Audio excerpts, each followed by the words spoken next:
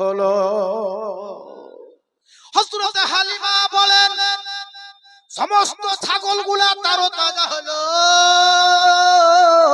হালিমা বলছে আমি ছাগলগুলোর হাড়ি পর্যন্ত পাচ্ছিলাম, আর নবীকে বাড়িতে ভরা মতো দুধের ভাতটা মোটা হলো, ছাগলের শরীরটা ভালো হলো, আর আমার গাছটা শুকিয়েছিল ওই গাছ আমি পাতা হওয়া দেখছি, পাতাগুলো আবার বেরিয়ে গেল, পাতাগুলো বড় হলো, আর বড় হওয়ার পরে গাছটা ঝাপড়া হলো, আর নবীকে পাওয়া মাত্রই ওই গাছের মধ্যে ফল চলে এলো।